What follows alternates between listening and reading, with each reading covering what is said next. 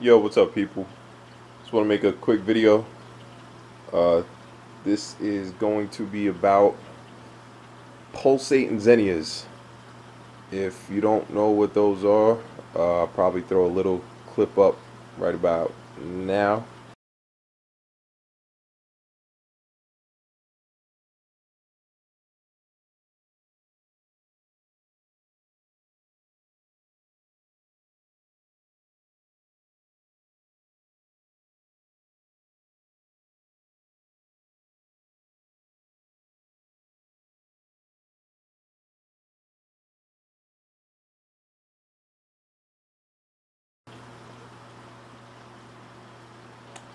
And those are pulsating xenias.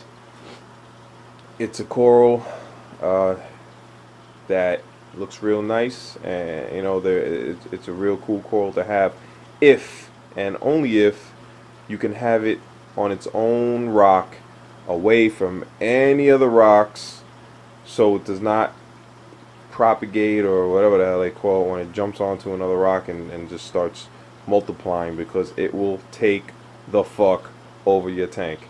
No bullshit. I mean, I should have taken a video before I cut them all out, but I just went through 2 hours of grueling. I had to take down my entire aquascape. As you can see, this is just, I had to break everything down. Trying to lower my head. All you can see now is just mess. It's like havoc going on in my tank right now. The reason being is I had a problem with this pulsating xenias before, and I had cut them out, razor bladed them off the rocks, and they left these little tiny pieces. I mean, almost smaller than like a fifth of your pinky fingernail. Little tiny pieces scattered along the rocks that I couldn't get off with the razor. And within another 2 months, they started multiplying and making their own little colonies. And next thing you know, this whole entire section was all pulsating xenias. And some of them jumped over here, and this whole entire section was pulsating xenias. It looked horrible. It looked horrible. That was one of the reasons I really haven't shown the this tank, is because these things were taking over and it was bothering me, and I just really didn't have the time to get in there and cut them out. Like I said, it was a grueling process. It was like 2 hours of breaking down my aquascape and taking off all the rocks with them on it, taking them off, going to this little cutting station here, and then razor blading them all off.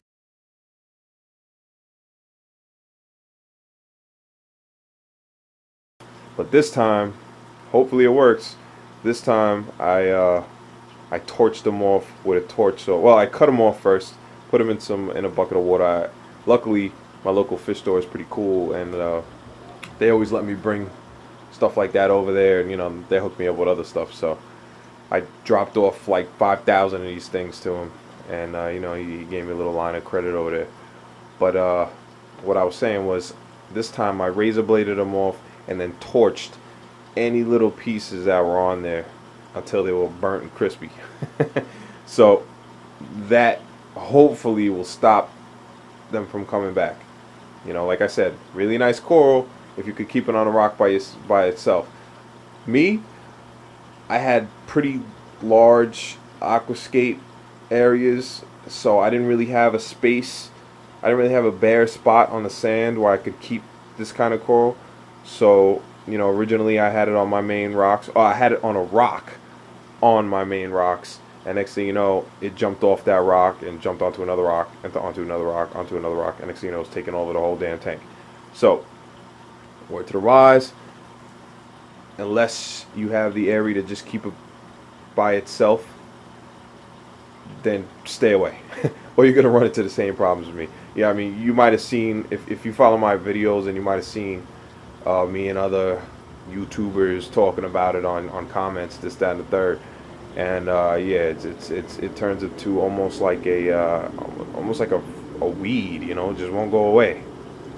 So hopefully I finally got it out of there, and I have a lot of work to do. I mean, this is a mess. I mean, I was moving rocks that I haven't moved in a year.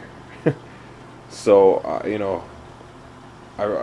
hopefully I don't even kick this tank into like a mini cycle.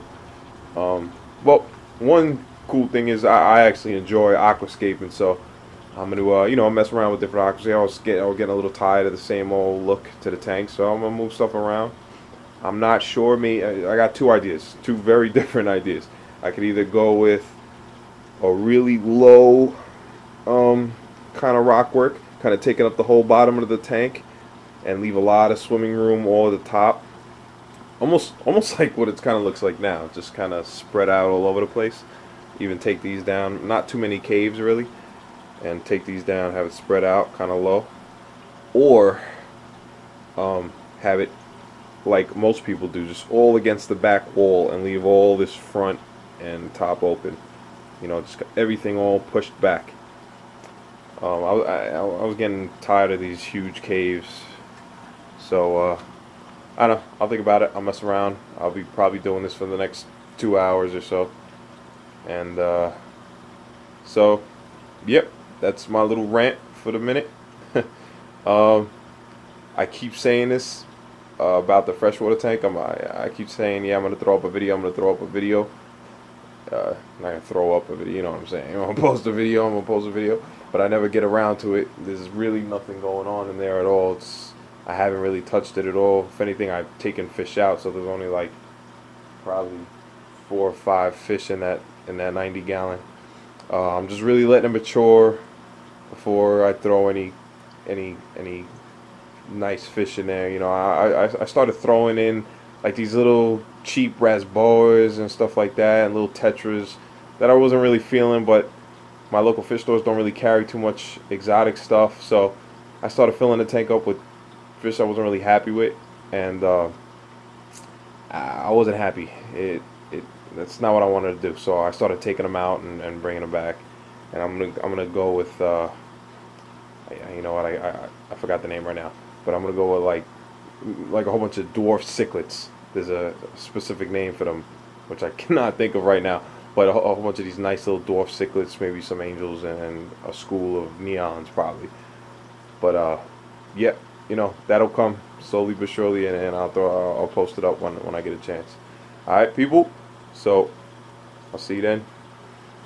If you guys want to see what's going on with all these guys, you know, all my fish is doing excellent. The only fish that you won't see in here anymore is the mimic tang. My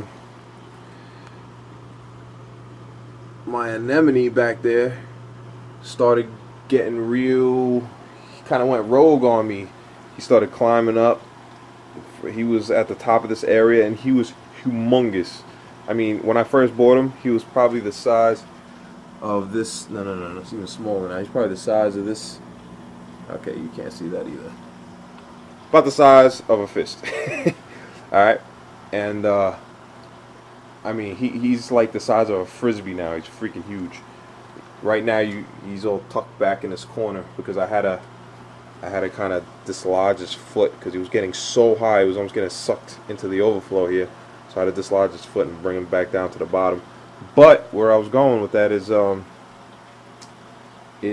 the mimic tang. He was getting his ass whooped a little by these 2 clowns. You know, I've said that before. They're the bullies of the tanks. He was getting his ass whooped, and he was kind of hiding up in this little corner back here. And then once that anemone started getting up there, it was taking over his area. So I came home one day, and he had the entire mimic tang, which was about as big as this guy, hanging out his mouth. So no more mimic tang. Everything else is doing real good. You know, no complaints other than that freaking weed coral. Yeah, I feel it doesn't feel cool showing this right now because it's like I feel like I'm showing a house that was just in a fire and it's fucking, you know, about to be rebuilt. I don't know if you understand what I'm saying, but whatever. I'm ranting. I'll let you guys go. All right, later.